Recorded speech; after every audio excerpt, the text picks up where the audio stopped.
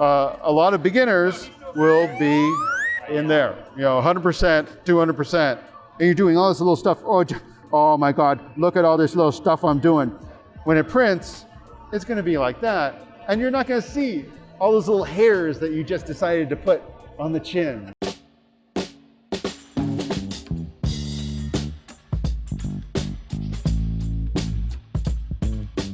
Hi, I'm Brian Haberlin, writer, artist, creator, do most of my stuff through Image Comics. So we're going to demo some of the covers that I did for Hellcop #1. Todd McFarlane was nice enough to let me use Spawn on a couple of covers, so we're going to go ahead and recolor one of the #1 covers. So I got the line art a layer above in multiply mode. So I'll start with Spawn's head, do a loose little selection. A technique that I kind of developed from the old days in comics is a hybrid of sort of a Alberto Vargas airbrush technique, where he would be using friskets. You'll take a frisket mask and you move it down, you'll lift it up a little bit, maybe in the edge, let the airbrush kind of feather out on the sides and stuff. This is the digital version of working that way.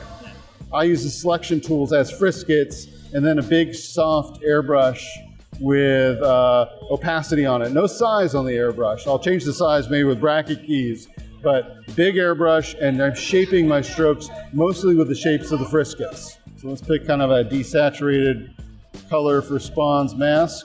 So I'm just gonna do a quick rough stroke over the top.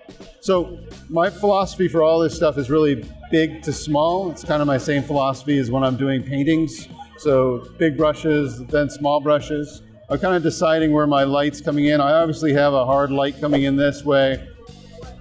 I usually use an HSB picker. What that allows me to do is move around the whole color wheel here and have control in that color range with brightness and saturation. So I'm gonna bring a little lighter, I'm gonna bring a little bit more of a yellowy. You kind of just hit a little bit of that light coming in on that side. So again, like I was saying, I was doing these shapes with the strokes. So if I want to go and do another hard edge here, I'm just going to go ahead and grab that edge and throw it over there. I'm going to hide the selection and just pick from the selection that I have, and I'll go ahead and brighten it even a little bit more. And maybe bring it a little bit more towards the yellow, add a little bit more brightness over to that side. And what we get is we get the ability to start controlling edges this way. If I go through and I want to start pulling out some more details in Spawn's mask, I'll just have the lasso tool. I'll hold the shift key so I can do multiple selections at once. So this is more like my highlight area, but notice that I'm picking the shapes. Make a nice good size airbrush. Even though these were small shapes, start carving into it. So see how that gives me some nice sort of graphical shapes?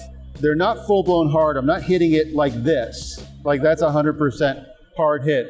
And that works fine, but I want to kind of fade and control and add highlights where I want to add highlights. So if I was going to go over here and bring some more in over here, hold the shift key, bump, bump, bump. And see now I can pull out those more shapes coming in. A little bit of a beat here I'm going to hit. Do you have any tips for aspiring color artists? I'd say mostly look more at reality and other comic book colorists. The other advice, be really, really, really fast. Most colorists in comics need to color about at least 2 to 3 pages a day. And quite often too in the industry, colorists are the catcher. So if a book is behind, it's up to the colorist to kind of save it at the end of the day.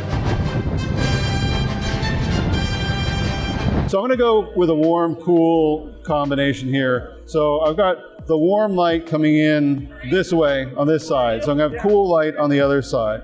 What a lot of people do is when they go, oh, Brian said to do cool, so they're going to pick a color that's got all this saturation and all this brightness over here. That's not a shadow condition. And it's not a shadow condition because light is bouncing through it. It's a shadow. It is in the darker part. So it's never going to be as saturated or as bright as where light is hitting an object. So I'll go down over here then. This will almost be a gray at the end of the day. Something almost like that. And I'm just going to hit on this side as it's going into. Now, there's different other resources here, so I'm going to go ahead and hit those as well. So above his eyes recede under his brow. So I'm going to hit that in the cool condition. Over here, same sort of thing. And this is all soft airbrush. I don't have selections here. One of the reasons too why I'm not doing as many selections is I already have some tones in this line art. And really, tones are kind of a colorist's dream because they do have to work for you. So you kind of let them go how they're going to go. I know I said this was a shadow condition, but I'm going to give it a little bit of an edge, a little brighter edge as the form of the head turns.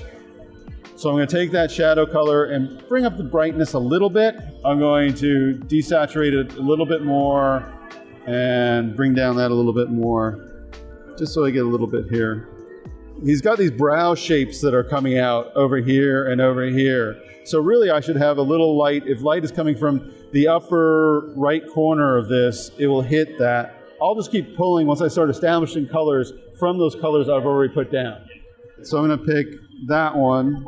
And so it gives a little bit of the brighter on the thing, a little bit brighter going over there. So you get that, the brow kind of coming out. Again, notice I'm just doing the brightness trick here to get that little more brightness in the middle of Spawn's head highlight. He's kind of a blue-gray kind of thing. I'll probably desaturate it. It's great to have a small group of people to work with because then you can bounce stuff out. Yeah, I never do anything that I don't show to somebody because you can trick yourself or you can just miss something.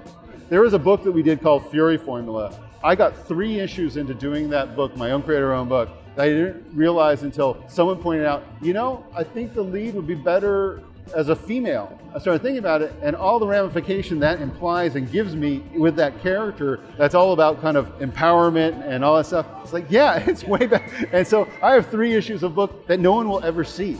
But sometimes that's what you have to do too. You have to decide, I don't want to say kill my child, but yeah, it's kind of it. In my Drawing Basics course, I'll teach you how to draw anything, from reference or from imagination. We'll learn intuitive perspective, so we can visualize characters with basic 3D forms.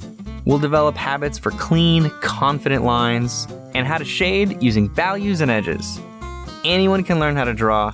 You just need to learn how to speak the visual language. And that's over at proko.com/drawing.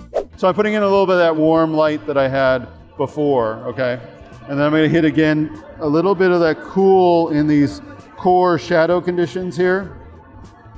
All right, I'm going to start carving in some highlights here on Birchall. So kind of a, kind of midtones. I have a little bit of shadow condition here, and I'm going to do the same thing I did up with Spawn. So thinking about the highlights on the nose, highlights on the lips, chin comes out. We got a little bit over here, and I'm carving these all at once. That's kind of one of the keys to the speed of this whole thing. I'm going to hide that.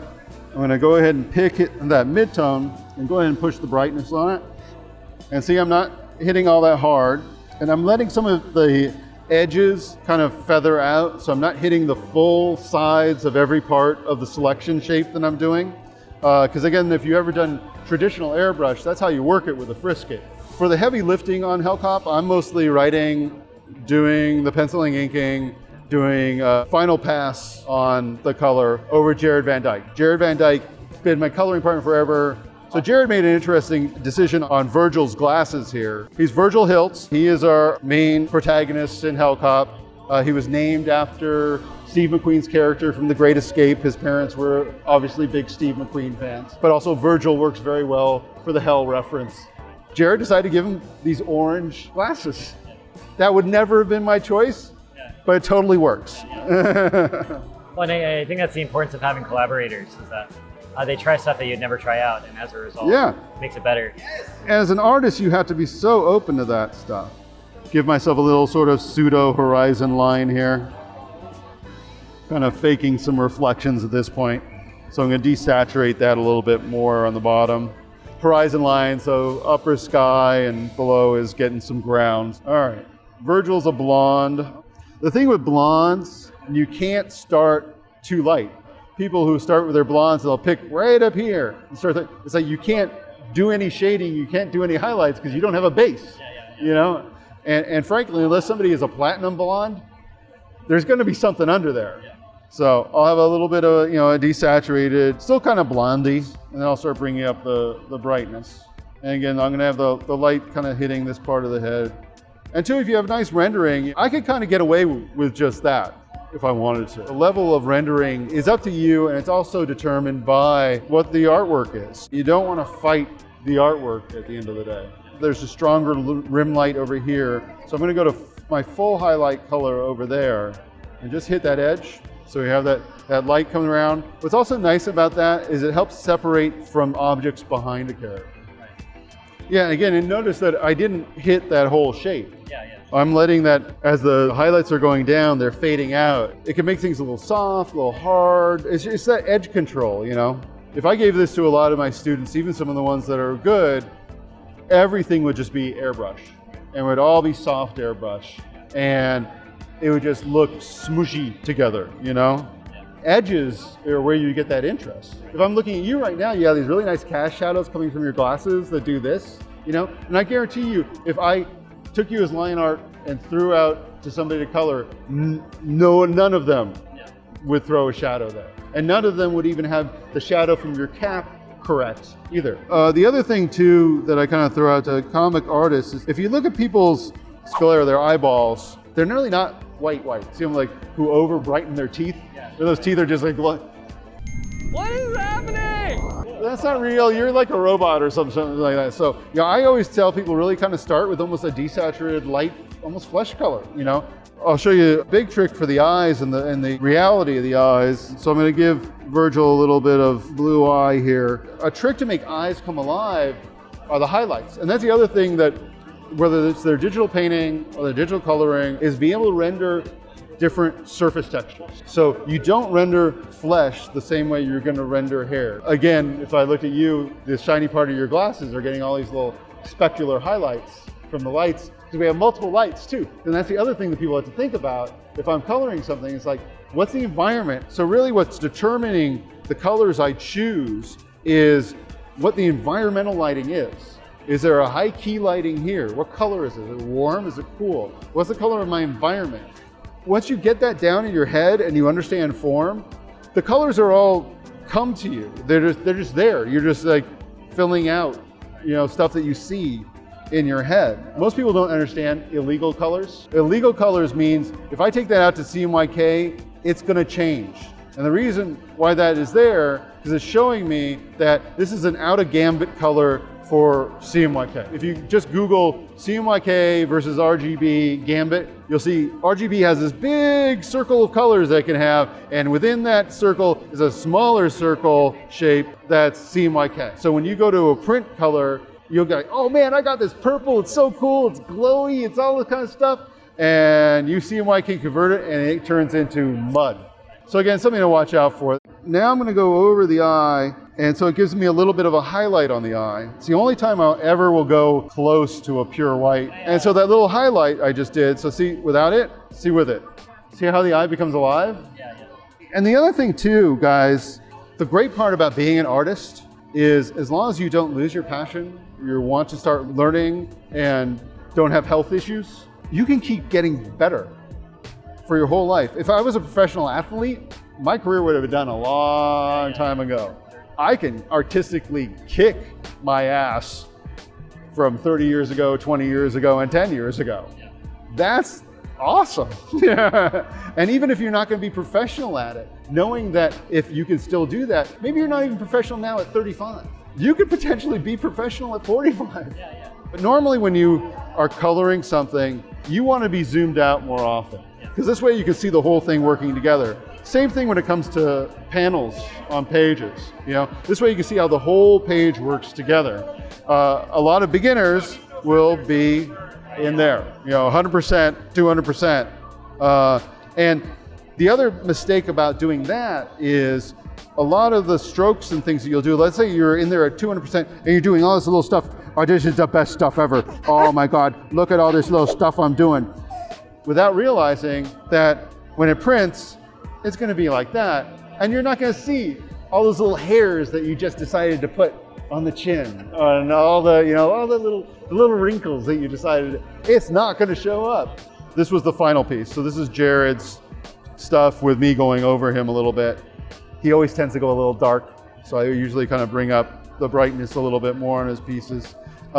He does really pretty effects, like his flares are really nice because they have a little bit of grit to them, you know, shape them, you know, have a little bit of like this bit's coming over here. I think that's awesome, you know, I love that kind of stuff. We do not color everything I do in the same style. The style of the coloring itself will be determined by what the product is. So some things that we've done will have much more of a smooth style to them, or perhaps a flat style.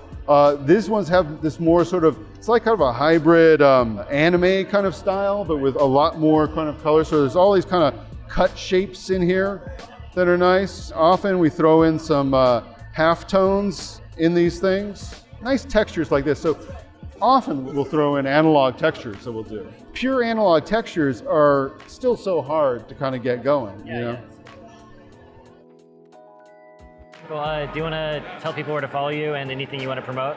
Yeah, we have, the newest book is out, is Hellcop. That just went into the trade, went into the stores this last week from Image Comics. You can get it at comic book stores. My fine art site is haberlin.com, and my Instagram is Brian Haberlin Official. Thanks, Brian. Yeah, you bet. Thanks, Christian.